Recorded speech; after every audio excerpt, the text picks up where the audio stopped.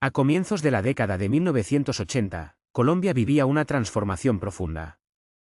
En las calles de Medellín, en las montañas del Magdalena Medio y en los pasillos del Congreso en Bogotá, se comenzaba a sentir el peso de un fenómeno que se salía de control. El narcotráfico ya no era simplemente un negocio clandestino. Era una estructura de poder paralela que desafiaba al Estado, a la ley y al orden. En el centro de ese fenómeno, brillando con luz propia pero también con una sombra peligrosa, se encontraba Pablo Emilio Escobar Gaviria, nacido en Río Negro, criado en Envigado, y convertido en el patrón de Medellín. Pablo Escobar era ya para 1981 una figura contradictoria. Para muchos en los barrios populares, era un héroe. El hombre que construía canchas, regalaba casas, repartía dinero y compraba juguetes para los niños en Navidad. Para otros, era un criminal peligroso, un asesino frío y calculador, que no conocía límites cuando se trataba de proteger su imperio de cocaína. Ese año, Escobar logró lo impensable, convertirse en político. A través del Partido Alternativa Liberal, logró una curul como congresista suplente en la Cámara de Representantes. Su estrategia era clara. Quería legitimarse. Quería limpiar su nombre, ganar inmunidad, y entrar al círculo del poder político para blindarse desde adentro. Lo logró utilizando su fortuna para financiar campañas y hacer favores a comunidades olvidadas. Para muchos, parecía un milagro que un hombre con su pasado estuviera hablando en el Congreso de la República, pero no todos estaban dispuestos a tolerarlo. Uno de los principales opositores a su presencia en la política fue Rodrigo Lara Bonilla.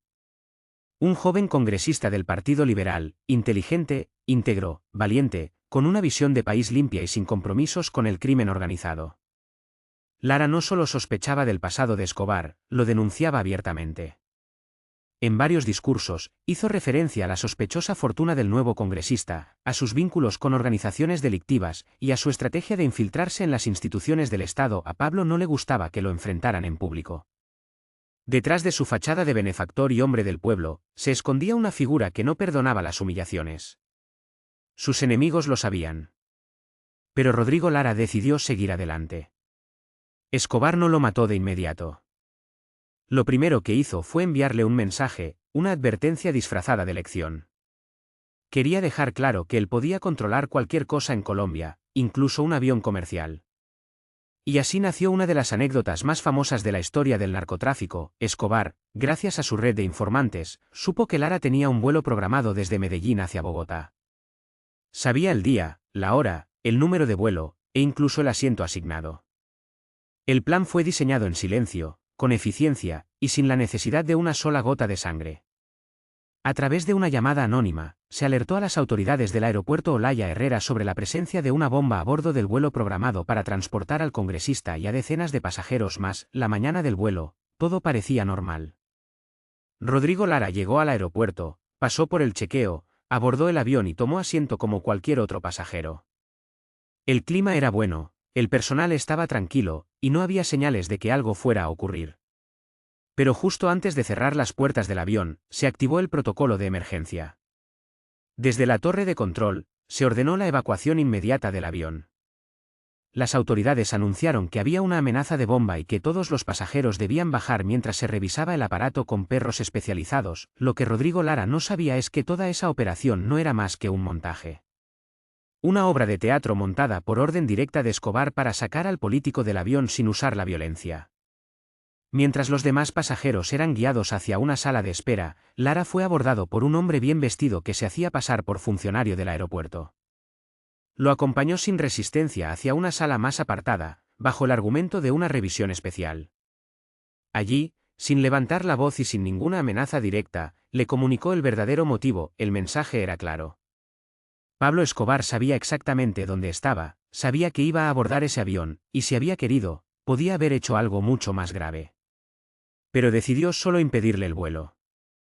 No hubo bomba, no hubo ataque, solo una advertencia silenciosa pero ensordecedora.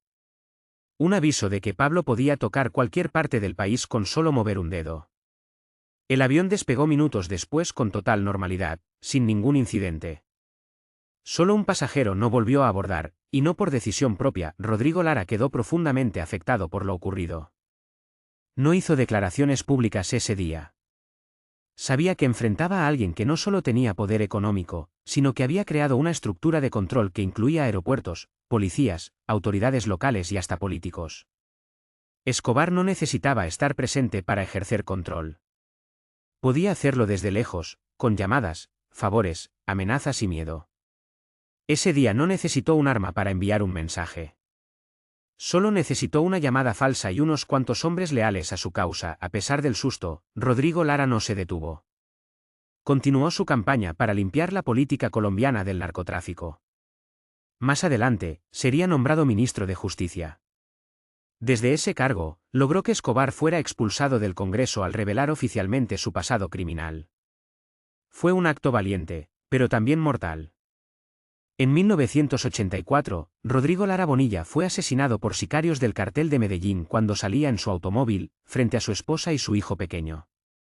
Su muerte fue uno de los primeros grandes atentados políticos del narcotráfico en Colombia, y marcó un antes y un después en la historia del país. Sin embargo, todo comenzó aquella mañana en Medellín, cuando Pablo Escobar decidió detener un avión. No fue necesario un atentado ni un tiroteo. Fue suficiente con una llamada, una amenaza falsa, y una red de poder construida sobre el miedo. Aquel día, Escobar demostró que su control no se limitaba a las calles ni a los laboratorios. También alcanzaba el cielo. Durante años, esa historia se contó en voz baja en los pasillos del Congreso, entre los empleados del aeropuerto, y entre los mismos pilotos. Decían que en Colombia, no era el presidente quien tenía la última palabra. Decían que si Pablo Escobar no quería que un avión despegara, simplemente no despegaba.